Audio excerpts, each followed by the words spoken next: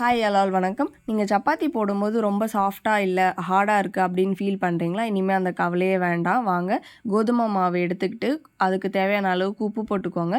கொஞ்சோண்டு சர்க்கரை போட்டு நல்லா ஃபஸ்ட்டு மிக்ஸ் பண்ணிக்கலாம். வெதன்னு ஒரு சூட்டில் தண்ணி எடுத்து கொஞ்சம் கொஞ்சமாக நீங்கள் போட்டு மிக்ஸ் பண்ணுங்கள். நிறைய தண்ணி விட்டுட்டிங்கன்னா மாவு வேஸ்ட்டாக போயிடும். ஸோ கொஞ்சம் கொஞ்சமாக தெளித்து பிசைஞ்சிட்டே இருங்க.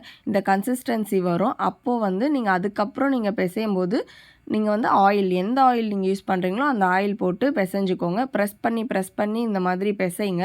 அப்படி பிசையும் போது உங்கள் சப்பாத்தி மாவு ரொம்பவே சாஃப்டாக இருக்கும். சப்பாத்தியுமே ரொம்ப சாஃப்டாக உப்பி வரும். கண்டிப்பாக ட்ரை பண்ணி பாருங்கள். 2 சப்பாத்தி சாப்பிட்றவங்க கூட ஒரு 4-5 சப்பாத்தி சாப்பிடுவாங்க. கண்டிப்பாக நீங்கள் ட்ரை பண்ணுங்கள். உடனே கூட நீங்கள் திரட்டிக்கலாம். இல்லை டைம் இருந்தால் மூடி வச்சுருங்க. அதுக்கப்புறம் நீங்கள் சப்பாத்தி திரட்டி போட்டு பாருங்கள்.